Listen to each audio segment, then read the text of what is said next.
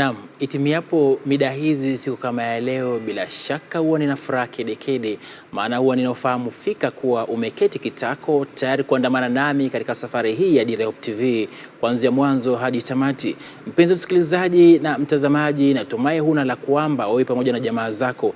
Karibu katika taarifa hizi za moja kwa moja kutoka barabara ya Bonde jijini Nairobi, ukiwa nami Dickens Luvanda. Kumbuka pia waweza kutufuata katika mtandao wa kijamii wa Facebook Kenya, Facebook TV Kenya, katika Hope TV Kenya kwenye Facebook na katika YouTube pia ikiwa ni Hope TV Kenya. Kabla ya taarifa kamili, naomba kukudokezea tu yaliyomo. Komesheni uvumi kuhusu siku halisi ya matokeo ya KCSE. Magoha awaonya wa Kenya. Macho yote kwenye Seneti baada ya bunge la kitaifa kupitisha BBI. Corona yazidi kuzipa kaunti kiwewe kila kuchao. Suluhu alizuru Kenya, lakini je, ni kipi kilichoshamiri kwenye ziara yake? Na michezoni, Villarreal kuchuana na Manchester United kwenye fainali ya Liga ya Europa baada ya kuikalia ngumu Arsenali.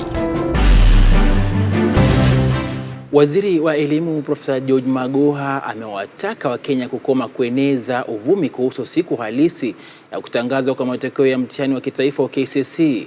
Hii yafuatia uvumi kuwa matokeo ya mtihani huo ambao usahihishaji wake umekamilika Ijumaa yangetangazwa Ijumaa ya Mei 7. Magoha alihutubia wanahabari katika shule ya wavulana ya Starehe alikosema kwamba shule zitafunguliwa rasmi kwa muhula wa 3 Jumatatu ya Mei 10, japo wanafunzi wa gredi au darasa la 4 watasalia nyumbani mpaka Julai 26.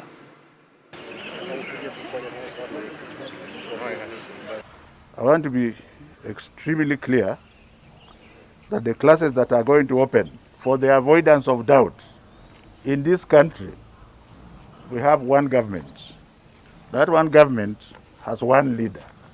We don't have a parallel leader or parallel leaders. So when the government pronounces itself and you think you want to create your own government, then we shall come on you like a ton of bricks. So the government has said, after consultation with all the stakeholders, that learners expected to report to their schools are those in PP1, PP2, grade 1 to grade 3, standard 5 to standard 7, and Form 1 to Form 3, period. Our grade 4 learners shall remain home until the 26th of July. Until the 26th of July, when we shall now start our new education calendar year. So anybody who wants to bully parents to pay fees for children to go to school, I've never been on the parent side, but this time I'm on their side. Don't pay any money to anybody. But if you dare to do so, if you are a private school and you dare to do so, ask yourself where you got your license from. In terms of empowering the schools to get back to work, you remember we were supposed to give 15 billion last term, but we gave only 7.5. Even those head teachers who are here, the good news, and you should rush back to your schools because I want you to make them ready, you will find that there is money already in your accounts, because we have wired 7.5 billion to the secondary schools to ensure that you get COVID ready by Monday. And we are going to work with you through our field officers as much as far as we can. You're still alive.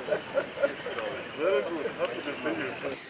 Naam, Wakenya wameelezea hisia mseto baada ya bunge la kitaifa siku ya Alhamisi kupitisha mswada unaopendekeza kuikarabati katiba almaarufu BBI. Wabunge 224 walipiga kura ili kuunga mkono mswada huo, huku 63 wakipiga kura kupinga na wawili wakikosa kupiga kura.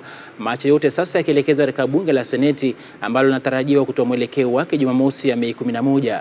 Ripota wetu Alice Diana ana taarifa hii kwa ukamilifu. Bunge la Kitaifa Alhamisi usiku lilipitisha mswada wa marekebisho ya katiba wa mwaka 2020 baada ya mswada huo kujadiliwa majuma kadhaa. Takriban wabunge 320 walishiriki kura hiyo katika awamu ya pili, ambapo wabunge 235 walipiga kura ya ndio ili kuidhinisha mswada wa BBI, 83 walipiga kura ya la na 2 hawakushiriki katika kura hiyo. Katika awamu ya tatu ya kupiga kura ambayo ilifanyika dakika chache kabla ya usiku wa manane, wabunge 224 walipiga kura ya kuunga mkono mswada huo, wakati 63 wakiupinga na 2 wakikosa kushiriki. I, Mushangi Karemba, Member of Parliament for Runyenjes constituency, I vote no. I, Purity Wangoi Ngirishi, MP Kirinyaga County, in full recognition of their duty to me and what they have said I should do, I vote no. Mheshimiwa Spika, mimi Faisal Badir Salim, mbunge wa Msambweni, kwa niaba ya watu wangwana wa Msambweni, napiga kura ya ndio. Mr. Speaker, I, Elisha Ochieng Odhiambo, the MP for Game, on my own behalf and on behalf of the people of Game, I vote a big yes. Therefore, honour members, just wish to, for purposes of the record, to confirm, as has been presented, the ayes 224, the nays 63, abstentions 2, total 289. The net effect, as you know, honour members, this being a bill that does not require a voice vote, the net result is the ayes have it. Cha kushangaza ni kuwa baadhi ya wabunge waliokuwa wakipinga marekebisho ya katiba kupitia BBI waliunga mkono mswada huo. I, David Ole Sankok, representing 6.5 million Kenyans with disability, I vote yes. I, Onesmus Kimani Ngonjiri, MP Bahati, I vote yes. Awali kulikuwa na baadhi ya pingamizi kutoka kwa wabunge kuhusiana na baadhi ya vile vipenge tata vinavyozingira BBI. Today we are here as women celebrating the PPI, which is removing the women in the National Assembly where they are supposed to oversee the budget making process. This is where the government money is being shared. Mr. Speaker, I want to jog the memory of this House, Mr. Speaker. For those of us who were in this House last Parliament, under the leadership of the Majority Leader, Honorable Aden Duale, Mr. Speaker, the 2010 Constitution, Mr. Speaker, emphasized an independent Inspector General of Police, Mr. Speaker, which the Constitution says there shall be an independent Inspector General, Mr. Speaker. The same Majority Leader here brought a bill, Mr. Speaker, an amendment bill, that removed the powers of the independence of the Inspector General, Mr. Speaker. The people, Mr. Speaker, who have been making noise opposing this bill, Mr. Speaker, are the same people who are opposing the 2010 Constitution, Mr. Speaker. They have been given an opportunity to correct what they felt was not right in 2010, Mr. Speaker. Instead of correcting what they thought was bad in 2010, Mr. Speaker, they are again the same people, Mr. Speaker, opposing this bill, Mr. Speaker. Hata hivyo, baadhi ya Wakenya wameelezea hisia mseto kufuatia hatua ya bunge kuidhinisha mswada wa BBI. I want to believe that whatever they did will bring for us a change as citizens, and I'm also looking forward to have our senators passing the BBI. I will obviously vote for yes. Yeah, so I also urge my fellow Kenyans to embrace the referendum as it comes for us. I support the BBI. There's a good reaction on our Kenyans are supporting. I'm supporting to pass the BBI. I really think it's a waste of money because there will be more positions added and Kenyans are not getting any more jobs like it was promised. With COVID-19, there should be more priorities. They should prioritize other things other than the BBI right now. I think BBI inafaa iletwe kwetu, we as people. Let us decide whether to vote it yes or no. Concerning yesterday's poll Pale National Assembly, I'm disappointed with those members that we elected to represent us. You get, they're just a bunch of sellouts. They have betrayed us, and I don't expect less from the Senate. They will also pass the bill. The bill is for the elite, it's for the political class, not for the wananchi. So I urge the wananchi to just no. Baada ya bunge la kitaifa kupitisha mswada wa BBI hapo jana, Wakenya sasa wanasubiria kuona ni vipi bunge la Seneti litakavyopigia kura mswada huo, huku baadhi ya Wakenya wakitoa hisia mseto jinsi wabunge wao walivyopigia kura mswada huo. Nikiripotia Dira ya Hope TV kutoka kaunti ya Nairobi, mimi ni Alice Diana. Asante sana Alice Diana kwa taarifa hiyo. Viongozi mbalimbali wameitaka serikali kuwa makini zaidi baada ya Wizara ya Afya kutangaza kuwepo kwa visa 5 vya kirusi kipya cha corona cha India eneo la Kibos katika kaunti ya Kisumu. Jumatano juma hili Wizara ya Afya ilitangaza kuwa watu 5 wafanyikazi katika kiwanda cha mbolea katika kaunti ya Kisumu walipatikana kuambukizwa wa kirusi hicho, waliotangamana nao wakisakwa ili kuwekwa umali. Na kama jinsi mwandishi wetu Makimondo anavyotueleza, kirusi hicho kinaendelea kuipa India usingizi wa mangamungamu, maambukizi mapya na vifo vikishamiri kila kuchao. Kufikia sasa angalau watu 8 wameripotiwa kuwa na maambukizi ya virusi hivyo katika kaunti ya Kisumu. Wakazi katika kaunti ya Kisumu sasa wameachwa na wasiwasi baada ya serikali kupitia Wizara ya Afya kutangaza kuwa kirusi hatari cha corona kutoka India kiko katika kaunti hiyo. Jumatano wiki hii serikali ilitangaza kuwa watu 5 wenye asili ya India katika kampuni ya sukari ya Kibos walipatikana kuwa na kirusi hicho hatari ambacho kimesababisha idadi kubwa ya maafa. India imesalia kileleni kwa idadi ya visa vya maafa yanayotokana na ugonjwa huo hatari. This in a sample of Indian travelers who are doing some work in western part of Kisumu. We have gone ahead together with the Kisumu County Health Team to do contact tracing and essentially ring fence that area, especially for local transmission from these initial primary contacts. Wabunge kutoka kaunti ya Kisumu sasa wanataka serikali kuu kupitia Wizara ya Afya kuweka mikakati kabambe ili kuzuia msambao wa ugonjwa huo hatari ambao umezorotesha hali ya afya ya India. Put in place because it has brought a lot of fear to the people of Kisumu, and we want the national government to move with a lot of speed. Kibos area is highly populated, and if these people were located around Kibos, it means that even the local residents should be really living in fear. Kwa mujibu wa kaimu mkurugenzi mkuu wa afya Daktari Patrick Amoth, watano hao walikuwa wamewasili kutoka India tarehe tofauti mwezi wa Aprili, japo haijabainika ni vipi watano hao walifanikiwa kupita vizuizi vya polisi hadi katika kiwanda cha polisi cha Kibos, kaunti ya Kisumu, ilhali serikali ilikuwa imeweka vizuizi. Number 2, if these were workers who were coming to a factory in Kisumu, in Kibos, what special expertise do they have that Kenyans don't have, that they had to travel from India to Kisumu? Wiki iliyopita serikali iliweka marufuku safari za ndege kati ya India na Kenya kwa siku 14, huku India ikiendelea kupigana na wimbi la pili la maambukizi ya virusi vya corona. Kirusi hicho kiliripotiwa Kenya siku chache tu baada ya kuripotiwa kiko katika taifa jirani ya Uganda. Kimondo, Dira ya Hope TV, Nairobi. Naam. Taifa jirani la Somalia limefikiria kuwa na uhusiano muhimu wa kidiplomasia na Kenya baada ya taifa hilo kukubali kuwa mwandani wake Kenya. Somalia kupitia amiri au jemedari wa Katari Sheikh Tamim Al Thani iliwasilisha ujumbe wake kwa Rais Uhuru Kenyatta katika ikulu ya Nairobi Alhamisi. Kwenye taarifa kwa vyombo vya habari, Wizara ya Mawasiliano nchini humo ilithibitisha kuwa taarifa ya awali kuhusu kutoka kwa maafisa wa utawala nchini Somalia, hali hii ikisitisha utata wa kidiplomasia uliokuwa washuhudiwa kati ya mataifa hayo mawili. Ripota wetu Doli Mwirigi anatuarifu zaidi.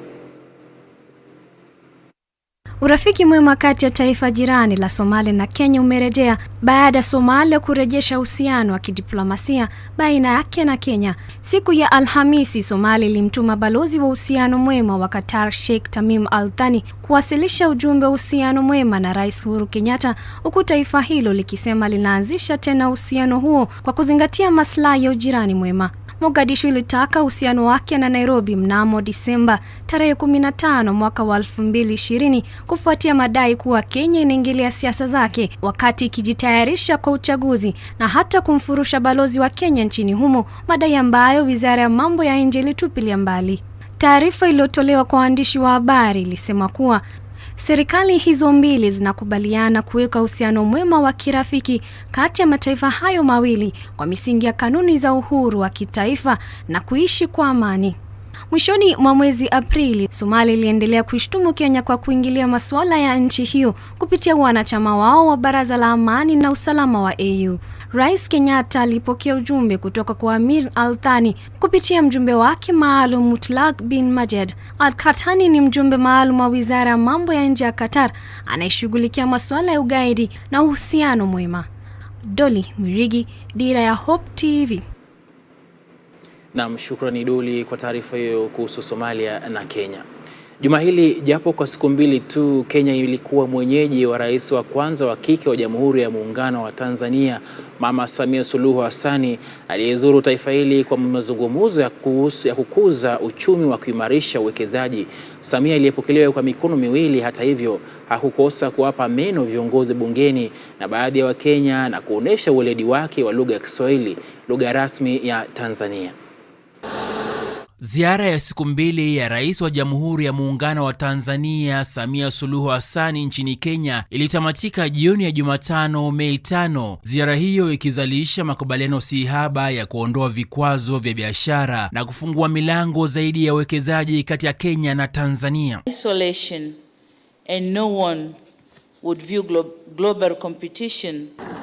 Katika uwanja wa JKIA jijini Nairobi, ukaribisho wa rais huyo ulishamiri muonesho kuwa hakika wanawake wanashikilia nyadhifa muhimu za serikali kipindi hiki ikilinganishwa na paukwa pakawa au karne za mababu zetu. Mimi na ndugu yangu Rais Uhuru Kenyatta tumekubaliana kuweka utaratibu madhubuti wa kuzuia na kukabiliana na zile pirika pale zinazotokea katika mipaka yetu wakati wa kuvusha biashara kwenda na kurudi katika nchi zetu mbili. Mbali na mazungumzo ya kuboresha uchumi wa Kenya na Tanzania baina ya Suluhu na mwenyeji wake Rais Uhuru Kenyatta, rais huyo wa sita wa Tanzania alikaribishwa kwa mbwembwe tangu tu alipotua katika uwanja wa JKIA mpaka kuagwa kwake wakati akiaga Kenya. Baada ya nyimbo alizochezewa alipokuwa akikagua gwaride la wanajeshi katika ikulu ya Nairobi, Rais Samia yamkini alichagua mwenyewe. Baada ya usiku wa kutumbuizwa wakati alipokuwa akifuturu Jumanne, Suluhu hata hivyo hakukosea kuwapa ucheshi viongozi bungeni wakati alipokuwa akihutubia kikao cha jumla cha bunge la Seneti na lile la kitaifa, Spika Ken Lusaka akionekana kupigwa chenga na Kiswahili. Nilitoa arifa ya kikao hiki cha pamoja kupitia gazeti rasmi la serikali, arifa nambari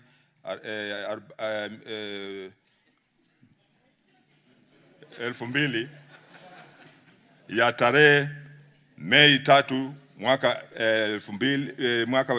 2021 kwa waheshimiwa maseneta. Ndugu zangu wa bunge, sisi ni wafuatiliaji wakubwa wa mikutano ya bunge la Kenya.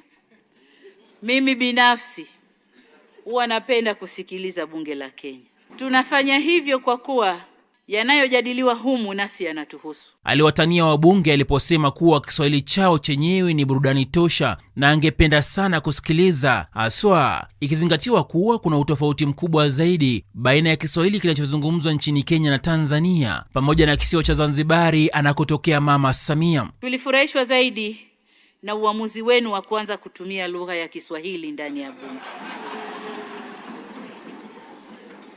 Na ndicho kinachonifanya mimi nisikilize bunge la Kenya. Na enjoy kile Kiswahili kile. Kiswahili chenu kina vionjo vingi, kuna vionjo vyake ambavyo peke yake ni burudani tosha kusikiliza.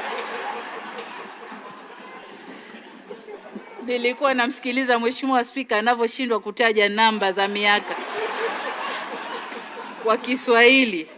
Lakini inafurahisha kwamba mlishatunga kanuni za bunge kwa Kiswahili na mkamwalika Mheshimiwa Job Ndugai kuja kuzindua kanuni zile. Mwisho kabisa kwenye hotuba yake, rais huyo alimpa mwaliko Rais Uhuru Kenyatta ili kutua Tanzania Disemba 9 mwaka huu, cha msingi ili kusherekea nao miaka 60 ya tangu iliyokuwa Tanganyika kupata uhuru kutoka kwa mkoloni Uingereza. Rais Suluhu baadaye alifululiza mpaka uwanja wa JKIA jioni ya Jumatano na kisha kutua Dodoma, Tanzania kabla ya saa 2 usiku. Dickens Luvanda, Dira ya Hope TV. Na Rais wa Tanzania Mama Samia Suluhu Hassan ameelekeza mwanasheria mkuu wa nchini Tanzania kutupilia mbali kesi za wafungwa 23 waliotiwa gerezani kutokana na misingi ya kisiasa kwenye uchaguzi wa mwaka jana. Rais Samia alitoa agizo hilo jioni ya Jumatano, muda mfupi tu baada ya kutoa Dodoma kutoka Nairobi, masaa machache baada ya wanaharakati nchini Kenya kuomba kuachilia huru zaidi ya wafungwa 200 waliotiwa gerezani na serikali ya marehemu Rais John Pombe Magufuli, wakiongozwa na shirika la Haki Africa na Defenders Coalition. Wanaharakati hao waliwahutubia wanahabari Jumanne wiki hii pindi tu alipotua nchini Rais Suluhu na kumtaka pia awaachilie huru wanahabari waliotiwa gerezani kwa kuonekana kukiuka masharti yake Magufuli. Kuja hapa kuongea na Rais Mama Samia Suluhu ili aweze kuwasamea wale wafungwa wa kisiasa, wanaharakati na wanahabari walioweza kukamatwa wakati wa fujo ama wakati wa uchaguzi wa mwaka uliopita. Tunasema kwamba wengi walishikwa kwa tuhuma tu za kisiasa, kwa sababu sote tunajua wakati wa awamu ya 5 ya Rais Magufuli kumekuwa watu wamenyimwa amani, wamenyimwa freedom na kila aina ya peace wanaweza kuwa wanataka. Tumeona kuwa watu wengi pia waliweza kupotea wakati huo wa awamu ya 5. Lakini sasa vile mama yuko mamlakani, tumeona kuwa amechukua mrengo tofauti wa kisiasa. Kwanza alipoapishwa alisamee watu fulani na kuna wengi bado wako ndani. Sasa tuko na nakala hapa watu zaidi ya 200 ambao wako jela sasa hivi. Mashtaka yale kwa Kiingereza yanaitwa trumped up charges. Tumechukua fursa kuweza kuzungumza naye na kumuomba awe ni mfano na kielelezo kiema hapa katika bara la Afrika, kuonesha jinsi wanawake wanaweza kuongoza na kuweza kufanya mambo yanayoheshimu haki za binadamu. Sisi tunamtambua kama ni rais wa Tanzania, lakini vile vile kiongozi wa Afrika Mashariki na bara la Afrika. Na kwa vile amefika hapa nchini Kenya, tunataka kuchukua fursa hii, kando na kumpongeza, pia kumwambia awe ni mfano mzuri kwa wanaume, wale marais wanaume ambao labda wanaendelea kunyanyasa wananchi wao. Yeye awe katika mstari wa mbele kuwaonesha kwamba tunaweza kuongoza na kuheshimu haki za binadamu. Na tunamuomba hawa ndugu ambao walishikwa wakati wa uchaguzi wanaozidi 200, tafadhali aweze kuangalia kesi yao na afanye bidii ili waweze kuachiliwa. Ahakikishe kwamba idara ya usalama imeweza kuangazia hizi kesi na wale wote ambao wameshikwa kwa tuhuma tu waweze kuachiliwa. Tanzania forward. Tanzania forward. Viva viva viva. Ananielekeza mwelekezi wangu kwamba muda wa kupunga unyunyu umewadia, lakini kabla kwenda kupunga unyunyu, mpenzi mtazamaji, ningependa kujuza tu kuhusu msamiati wako hii leo, tukiangazia maneno mtawala, mtawalia na mtaji. Je, maneno haya yana maana gani? Mtawala, mtawalia na mtaji. Naomba basi uweze kuweka comment au kuacha majibu yako katika mtandao wa Facebook Hope TV Kenya. Nitaweza kuangalia baadaye kabla taarifa hizi kukamilika. Tuende kidogo mapumzikoni, tukirejea tutakuwa na mengi zaidi.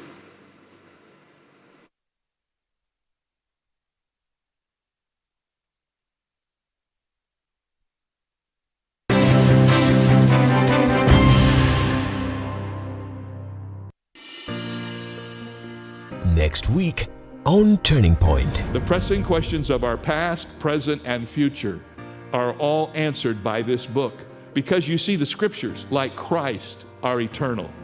They're authoritative yesterday, today, and forever. This book, these words, this scripture speaks to us authoritatively. It explains life, but it also gives us strength and comfort to live life.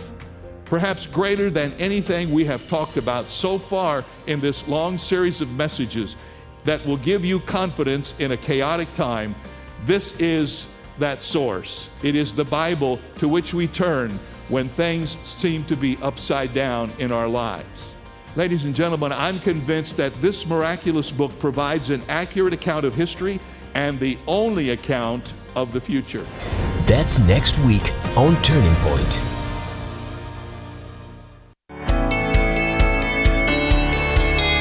Dunia ni mali ya Bwana na vyote vijazavyo. Nguruwe ni mali ya Bwana? Ni mali ya Bwana. Bata ni mali ya Bwana? Ni mali. Wewe kula basi. Acha mambo mengi. Yesu ndiye njia. Muislamu yoyote ambaye anamkataa Yesu, kwanza sisi tunamjua ni kafiri. Bila huyu Yesu, mtu aendi kwa Baba. Ungana na walimu wa neno wanapochambua masuala tata katika Biblia, wakiyalinganisha na vitabu vingine vya kidini. Je, kuna ushahidi wowote Muhammad aliwahi na Qur'ani? Na hii Qur'ani muliitoa wapi? Halo? Piga simu moja kwa moja na pia uchangie kupitia SMS na Facebook. Itawezekana kitabu cha Biblia ambaye mwanakiamini kuwa ni kitabu cha Mwenyezi Mungu ishindwe kumtabiri mtu ambaye ana wafuasi zaidi ya bilioni 100 duniani? Je, Muhammad amekufa ama yuko hai? Ungana nasi kila Jumamosi saa 2 hadi saa 4 ya usiku kwenye runinga uipendayo ya Hope TV.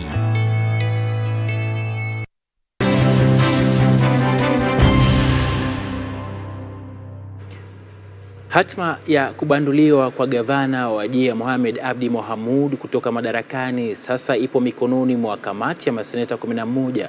Hii ni baada ya bunge la Seneti Alhamisi kubuni jopo hilo litakaloongozwa naye seneta wa Nyamira Okongo Omogeni pamoja na mwenzake wa Nakuru Susan Kihika.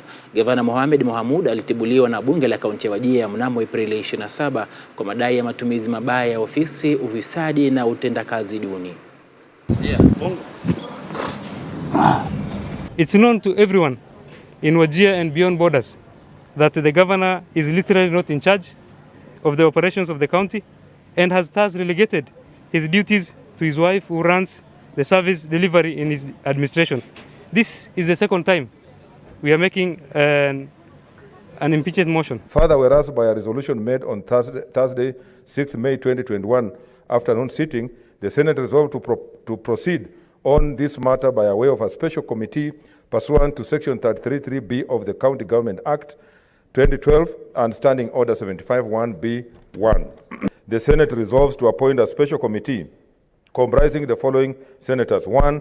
Senator Sakaja Johnson, CBS MP; 2. Senator Mwangi Kithiomi MP; 3. Senator Christine Zawadi Gona MP; 4. Senator Susan Kihika MP; 5. Senator Mithiki Linturi MP; 6. Senator Engineer Harugura Godana MP; 7. Senator Okongo Omogeni Senior Counsel MP; 8. Senator Frederick Outa MP; 9. Senator Agnes Mudhama MP; 10. Senator Petronila Were MP; and 11. Senator Isa Juma Boy MP, to investigate the proposed removal from office by impeachment of the governor of Wajir County and to report to the Senate within 10 days of the appointment, pursuant to Standing Order 75(2) on whether it finds the particulars of the allegations to have been substantiated. Wakazi katika kaunti ya Nyandarua wameelezea kukerwa na mzozo unaoshuhudiwa katika kaunti hiyo baina ya MCA na Spika Ndegwa Wahome. Wahome aliyekuwa amefurushwa kwa kung'atuliwa kutoka mamlaka na bunge la Nyandarua alirejeshwa madarakani na mahakama mjini Nakuru kwa madai kuwa bunge la kaunti hiyo halikufuata masharti yote ya kumtima spika huyo. Hata hivyo, bunge wa kaunti wameapa kumng'atua tena Spika Ndegwa, wakishikilia kuwa hafai kushikilia ofisi hiyo nipe nikupe hiyo ikiwafika kwenye koo baadhi ya wakazi. Patroba Ojwang ana mengi zaidi kutoka Nyandarua. Bunge la kaunti ya Nyandarua imejipata kwenye mzozo na Spika Ndegwa Wahome MCA wakiapa kuhakikisha kuwa harejei kuliongoza bunge hilo tena. Ni mmoja wa wale wanasema Spika Ndegwa Wahome ama former Spika Ndegwa Wahome ametuchokesha na hata tutawala kwa hii bunge. Kama ni mtu mwerevu na ni mtu wako na wisdom na advisors, anafaa kuwa amesoma maandiko kwa ukuta, na kama hawezi yeye mwenyewe kusoma atafuta interpreter kama vile King Belshazzar alifanya, akatafuta Prophet Daniel asomewe maandiko, kwa sababu sisi ametuchokesha na hata tutawala kwa kifua. Spika huyo aling'atuliwa kutoka madarakani na bunge hilo mwezi Februari kwa madai ya matumizi mabaya ya afisi na ufisadi, ila akakimbilia mahakamani kupinga uamuzi huo, mahakama kuu ya Nakuru nayo ikimrejesha kazini kwa amri kuwa bunge halikutilia maanani kanuni zote za kumng'atua Wahome Ndegwa. Hata hivyo, MCA wa Nyandarua walimzuia kuingia katika majengo ya bunge spika huyo akiapa kuvurugana nao. Majority, we challenge the court's decision for the reason that county assemblies are autonomous legislative entities and the judiciary can only intervene by reviewing laws passed or procedures that have gone through the legislative organs, and that the court must decide if such decisions, such as the impeachment of February 9, 2021, is lawful or unlawful in finality. Hata hivyo, MCA wakiongozwa na naibu spika Zakari Njeru na kiongozi wa walio wengi Ednald Kingori walikubali Wahome arejee kazini, japo wameahidi kupendekeza mswada mwingine wa kumng'atua. Ni mfanyikazi wetu, na sisi hata kama itahitajika kumtoa mara 1000, tuko tayari kumtoa, na asilete wananchi ama viongozi wengine kwa hii maneno ama kwa hii vita. Tulimkataa, tulimtoa, na pia ile mjadala ingine imeletwa na majority leader, pia hiyo tutatekeleza na tutamtoa mara tena. Baadhi ya wakazi wa Nyandarua wamemkosoa spika huyo na kusema kuwa mzozo kati yake na MCA walemaza shughuli za kawaida na utendakazi katika kaunti ya Nyandarua. Yeye alichagua na wabunge, hakuchagua na sisi. Alichagua na mabunge, na wabunge ndio wamesema hawamtaki. Na kama mtu hata kwao hataki baka kwao hakuna mtu anamtaka, na kwao mwenyewe aenda kapumzike, aachane na gavana wetu, afanye kazi, afanye na gavana wetu afanye kazi. Tunasema spika atuondolee machafuko hiyo ametuletea hapa Nyandarua, kwa sababu hapa tulikuwa tumekaa na amani. Sasa sisi hatuna amani na yeye. Ede akakae huko, alikuwa amekaa huko Mwenyeki. Sasa wakati amekuja vita ikaanza. Sasa sisi tuondolee, tunataka Nyandarua ikae na amani.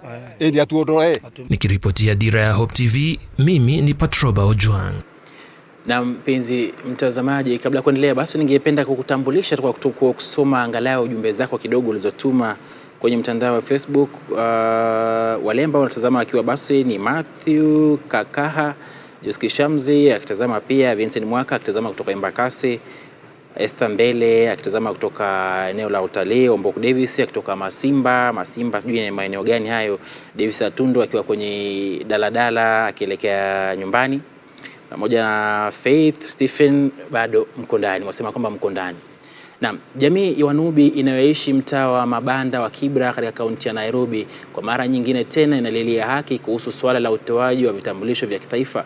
Kupitia mwenyekiti wa Nubian Rights Forum Shafi Ali Hussein, jamii hiyo imesema kwamba serikali imefeli kuwapa vijana wake haki ya kimsingi, hivyo basi kuachwa nje katika masuala mengi ya kitaifa ikiwemo upigaji kura. Wakenya wenye asili ya Wanubi wanakadiriwa kuwa zaidi ya 100,000 humu nchini. Vijana wetu wananyimwa haki yao ya kimsingi. Vijana wetu wananyimwa haki yao ya kwenda kwa masomo nje ya nchi.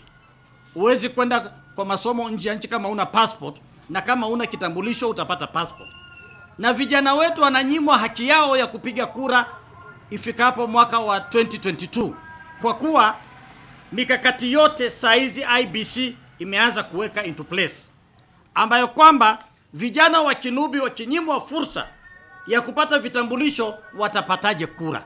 Watachaguaje viongozi wao? Kwa hivyo hizo ndio jambo ambayo tunalalamikia, na tunaambia serikali kwa wakati huu kuendeleza hiyo kitu inayoitwa marginalization ni aibu kubwa sana wakati huu wa wa 21st century. Tunaomba serikali itoe mkakati mwafaka. Vijana ya Wanubi ni Wakenya kama wale Wakenya wengine. Tukielekea Siaya ni kwamba serikali ya kaunti ya Siaya imepiga marufuku mikutano yote ya kisiasa katika kaunti hiyo kufuatia visa vya corona vinavyozidi kuongezeka.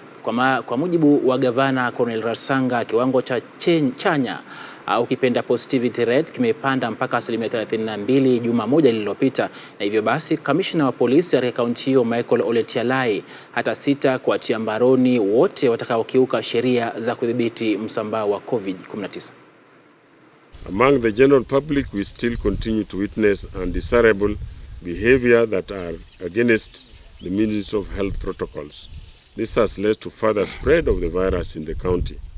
Regrettably, most of this behaving in a manner likely to spread the virus. Despite our warnings, are the politicians and elected leaders who continue to organize rallies and attend funerals in their numbers in total disregard of the guidelines.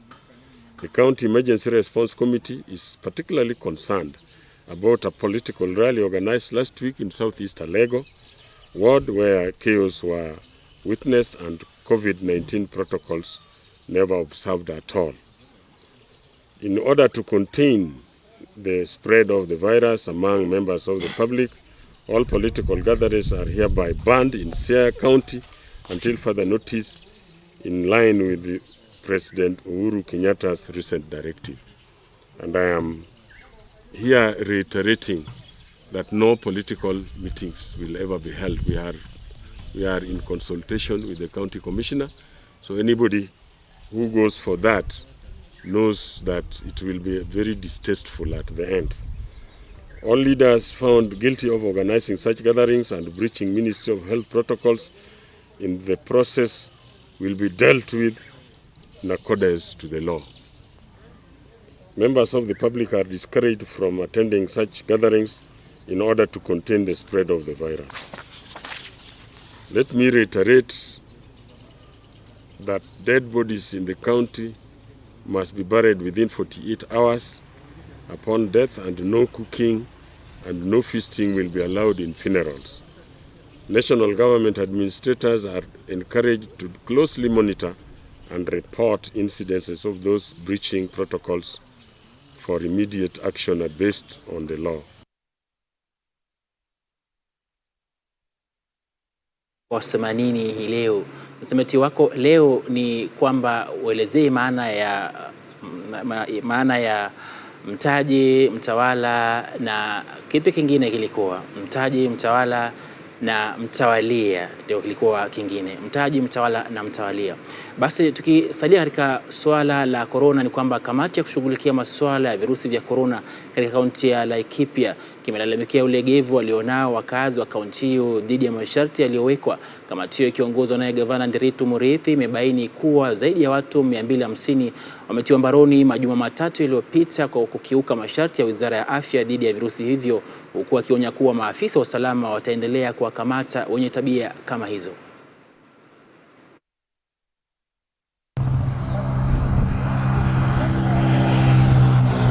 Road will, like I've said, the kilometers here will be about 100 kilometers. And when you look at the road, because we are widening the road, we'll have a lot of economic impact to the communities here. The Mau Mau road starts from Kiambu through Nyeri all the way to Nyandarua. Na samahani mpenzi mtazamaji kwa mchanganyo wa story au wa video hiyo iliyochezwa, maana sio kamili ambayo ilipaswa kuchezwa. Ujenzi wa barabara ya Mau Mau inayounganisha kaunti za Kiambu, Nyeri na Nyandarua unatarajia kumalizika aidha mwezi wa Machi au Aprili mwaka wa 2023. Ujenzi wa barabara hiyo ilizinduliwa na Rais Uhuru Kenyatta utapiga jeki shughuli za ukulima ambao ndio uti wa mgongo wa taifa hili, hasa katika kaunti hizo tatu, na kusitisha misongamano ya magari, kwa mujibu wa kamishna katika kaunti ya Nyeri Leiford Kibara aliyekuwa akizungumza mjini Ihururu kule Tetu. Barabara hiyo ya kilomita 540 inajengwa kwa kutumia takriban shilingi bilioni 30.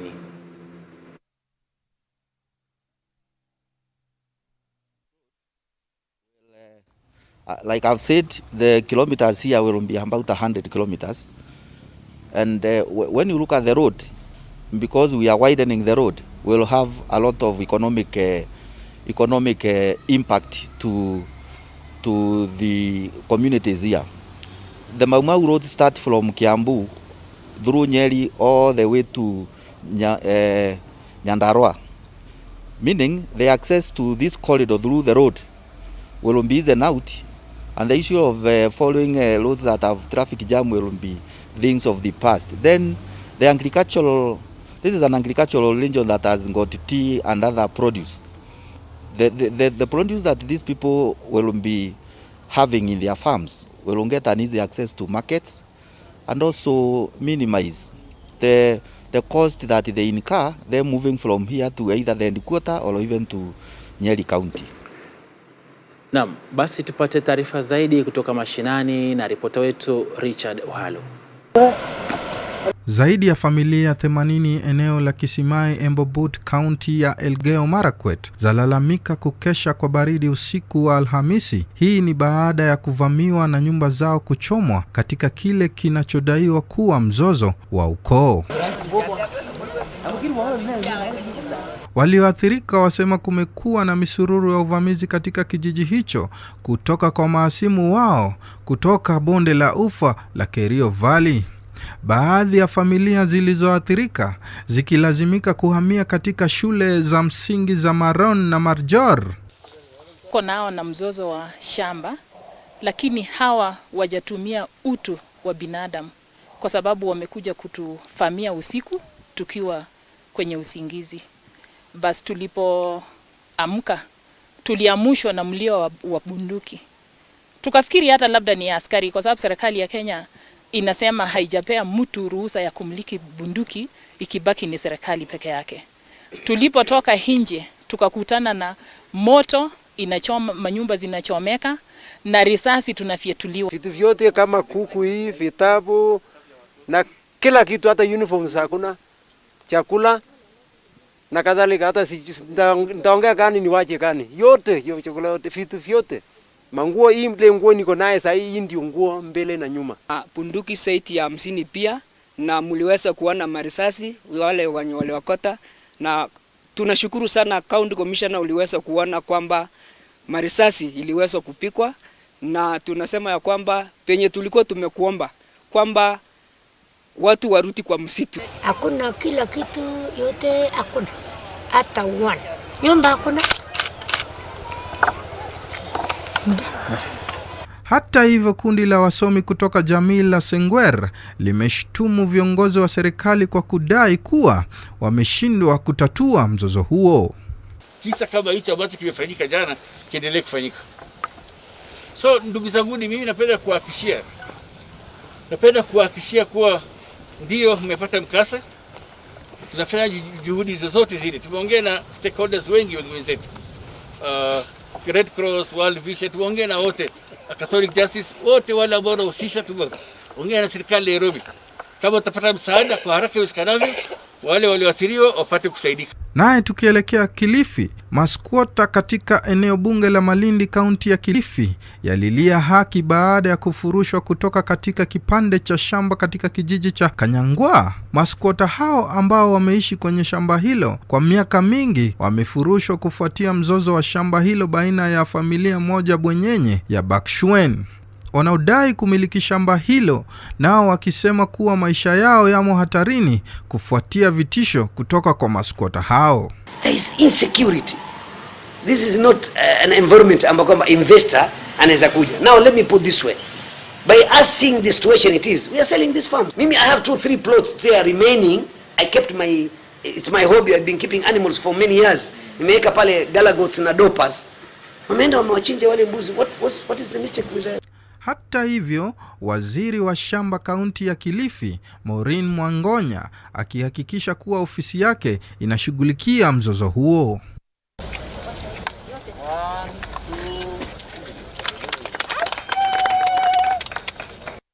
Serikali katika kaunti ya Uasin Gishu imezindua skrini ya pili ya nje ya LED itakayotumika kuhusu miradi ya maendeleo inayotekelezwa na serikali yake Gavana Jackson Mandago. Naibu wa gavana Daniel Chemno alizindua skrini hiyo mkabala na stage ya Langas mjini Eldoret, akisema kwamba itatumika pia kuwapa wakulima mafunzo kuhusu kilimo biashara ili kukuza mazao yao. Miradi mbalimbali ya maendeleo ambayo tumeweza kufanya katika kaunti yetu kwa kila mwaka wa fedha, na hata wakati mwingine kutoa long program yale tutafanya kwa ile miaka tutakuwa ofisini. Pia kutakuwa na mafundisho ya kilimo mbadala ambayo yatakuwa hapa.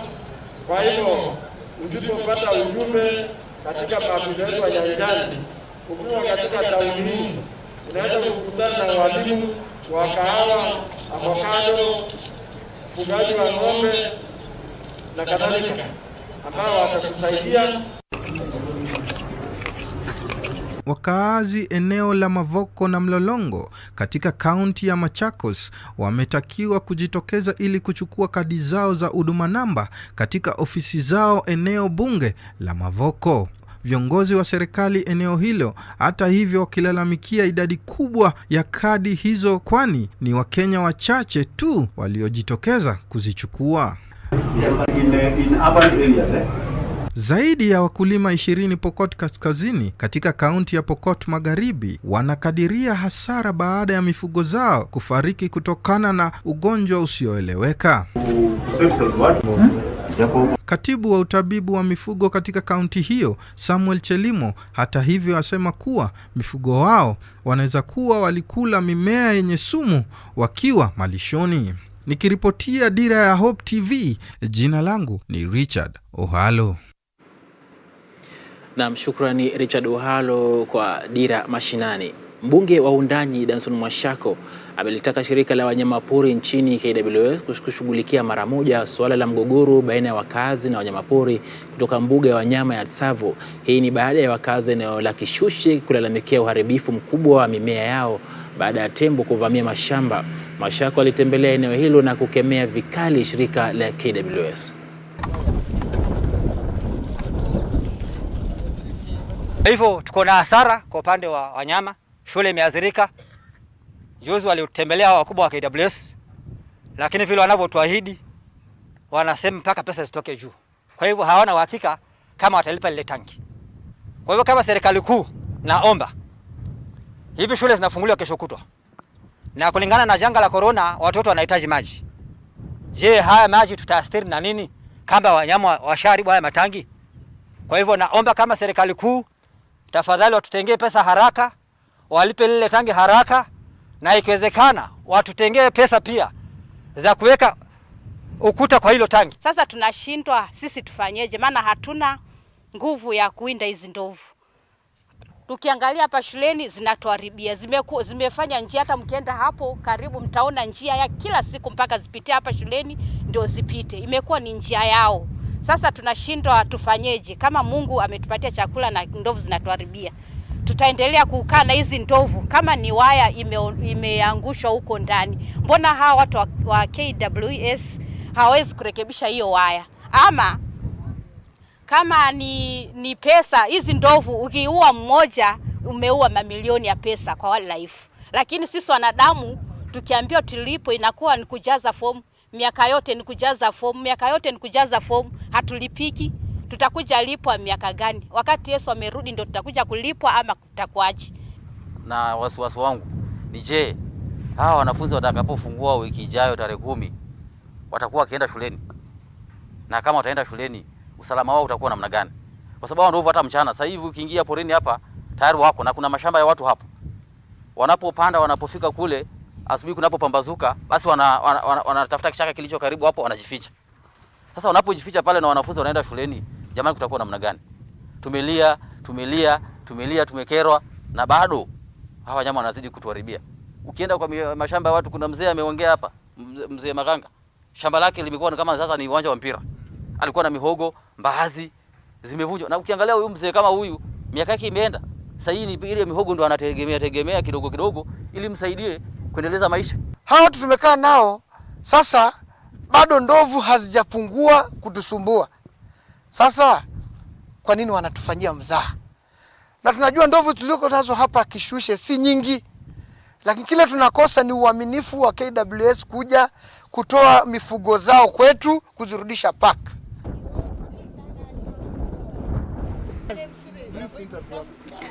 Naam, nimekuwa nikitazama tu baadhi ya majibu kuhusu msamiati wako wa leo, ikiwa basi ni mtawala, mtawalia na mtaji.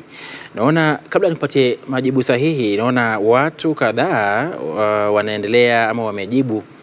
Yana Joli akijibu swala moja tu na kusema kwamba mtawala ni kiongozi. Na Joski Shamzi anasema kwamba mtawala ni mtu aliyoko uongozini kwa kipindi fulani.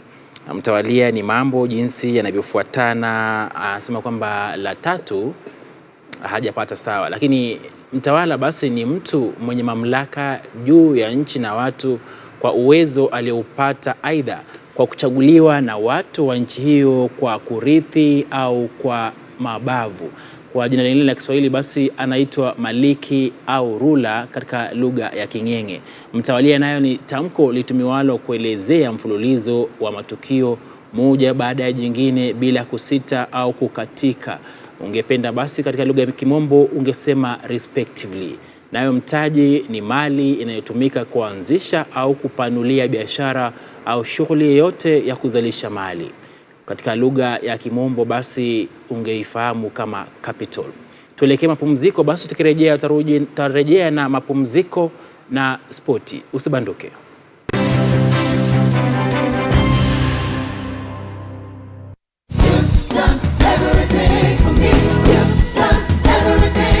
Join us every Sunday for unlimited, uplifting, powerful worship,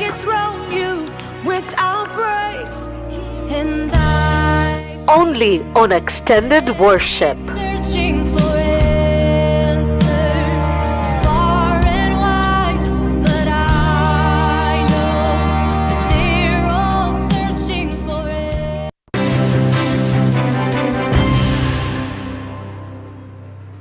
Karibu tena. Akina mama eneo la Tseikuru Mwingi kaskazini katika kaunti ya Kitui wamepokezwa vifaranga aina ya broiler na mashine ya kuagua vifaranga pamoja na taa za sola ili kuwekeza katika ukulima wa kuku. Mamlaka ya kitaifa ya usimamizi wa ukame NDMA iliwapokeza akina mama hao na kusema watapewa pia mafunzo ya kuwafuga kuku hao wa aina kwa manufaa ya wenyewe.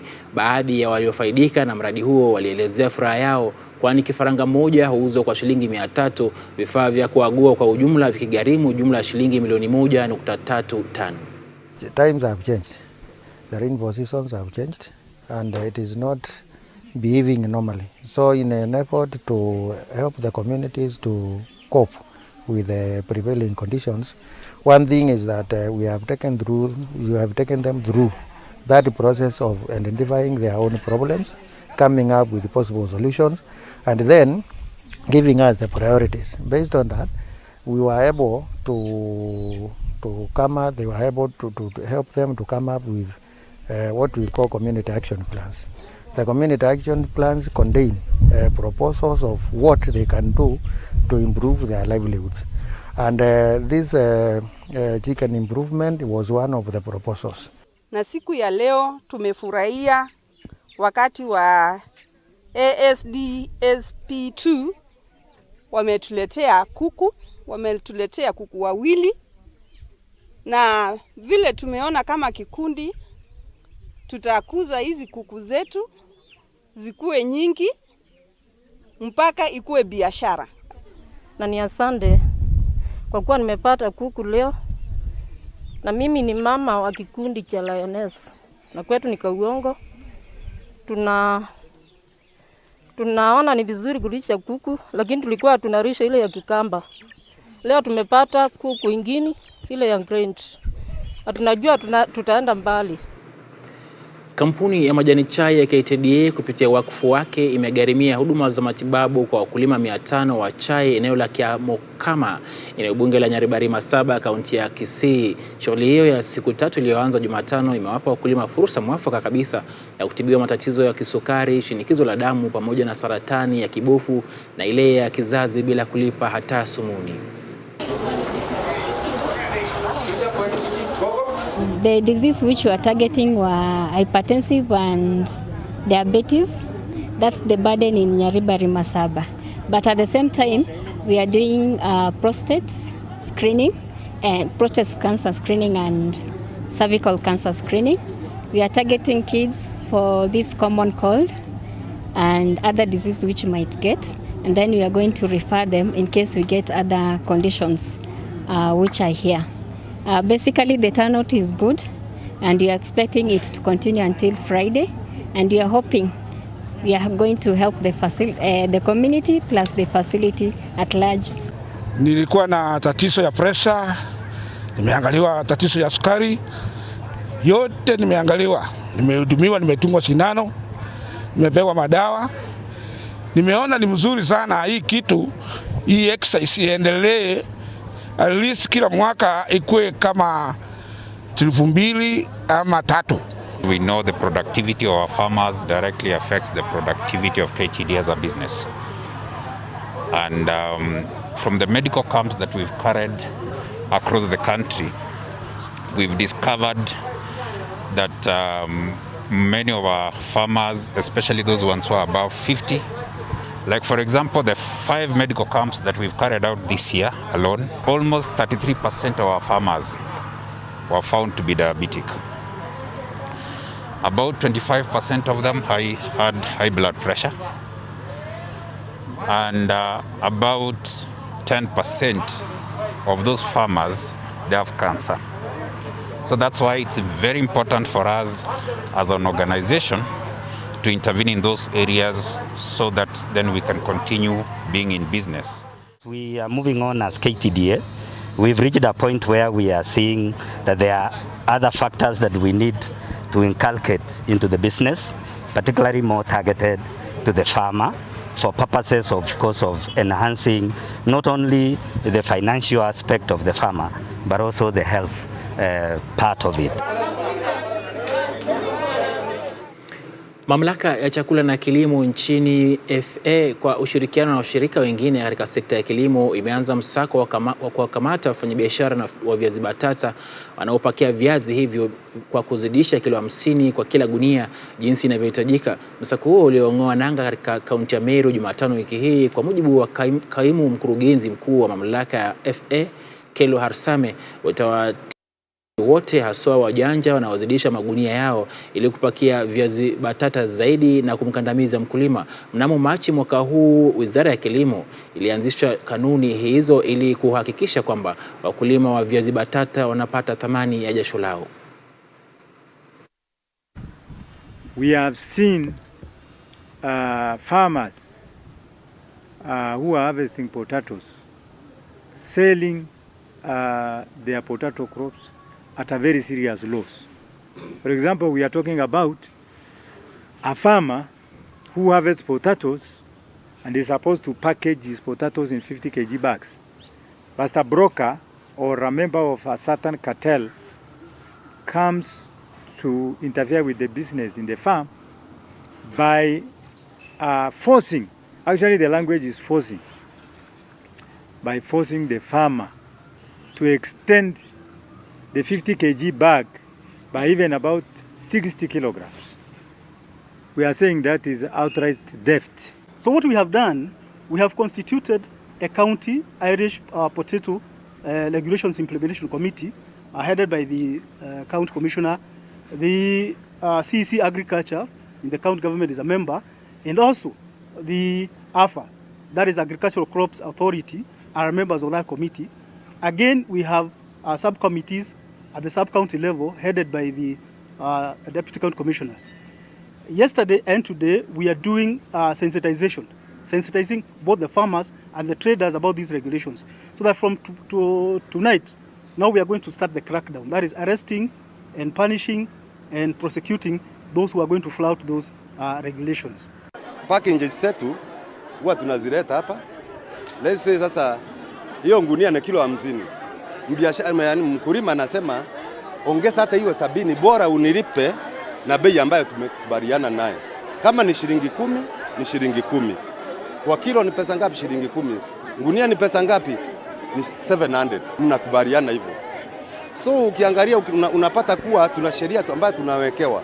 Sheria ambayo inatenga mbiashara. Kile nilikuwa naomba, kama tumetangaziwa saa hizi, kuna watu yetu wako kwa kichaka saa hii, tunaomba wapewe na muda kidogo, tusiambiwe Friday Matiang'i anakuja.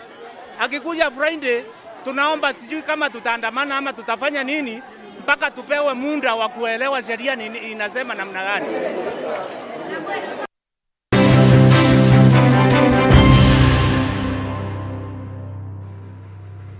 Naam, tuelekee viwanjani ambapo toleo la 3 la mbio za masafa marefu za Eldoret City Marathon litafanyika tarehe 6 mwezi Juni mwaka huu katika kaunti ya Uasin Gishu. Awali mbio hizo zilikuwa zimekusudiwa kufanyika Aprili 11 mwaka huu, ila zikahairishwa kufuatia marufuku ya michezo kutokana na maambukizi ya virusi vya corona. Akitangaza tarehe maalum ya mbio hizo, Gavana wa Uasin Gishu Jackson Mandago amewataka wanariadha wanaopania kushiriki kujiandikisha na vitengo husika ili kuanza tizi mapema iwezekanavyo. That because of COVID 2020 we were not able to do this marathon.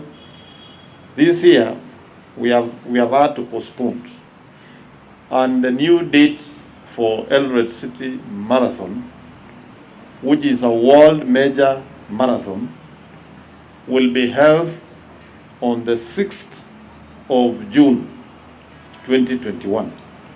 So we are inviting all those athletes who had registered, and also those who have not registered.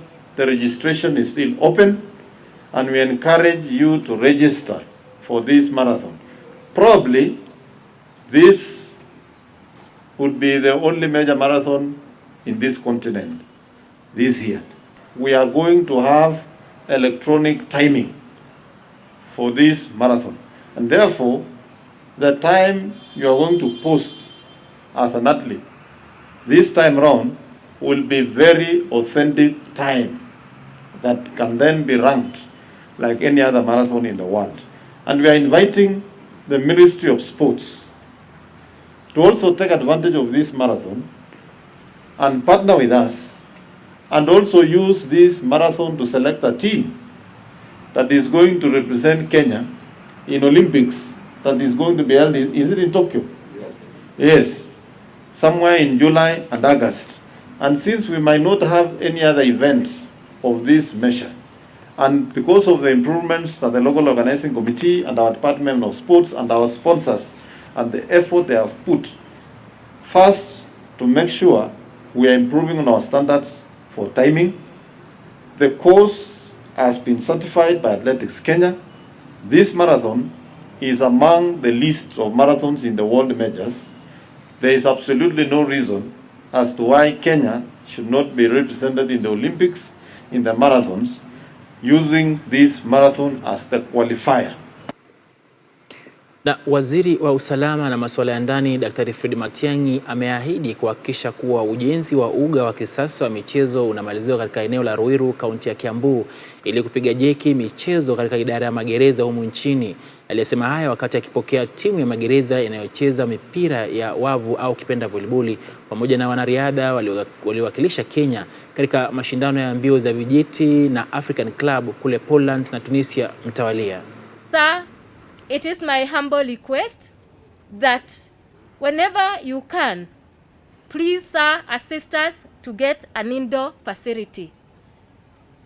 And secondly, I would like to request, sir, through your great office, to assist us with adequate funding, sir, because without adequate funding, sir, things won't be easy for us, especially for proper kitting, the training uniforms, and also the shoes. I'm going to lead a fundraising program, not only for this facility, but I will work with my colleagues on a campaign to sign partnerships with private sector players to help you even in kitting and getting you the facilities that you need. Number 2, I agree with you, Catherine. We need to support our officers when they do well.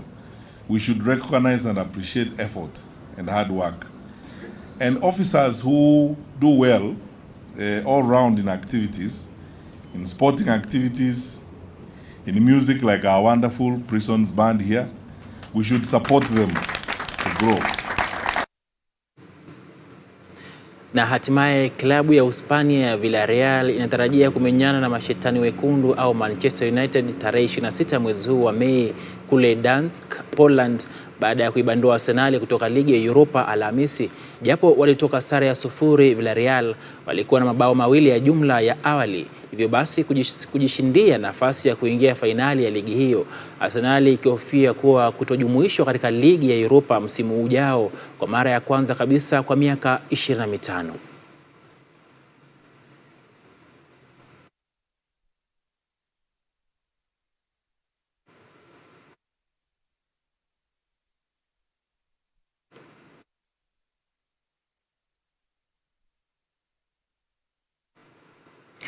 Na basi safari ya Dira ya Hope TV hii leo imefikia ukingoni. Kufikia hapo na wala sina la ziada ila kushukuru wewe uliyenipa muda wako mpenzi mtazamaji tangu tulipoanza habari hizi, na kutakia wikendi njema. Nikiwachia kwamba atakaye maji mtoni hatukani mamba, ikiwa basi methali ya leo, atakaye maji mtoni hatukani mambo. Kwaheri, jina langu ni Dickens Luvanda.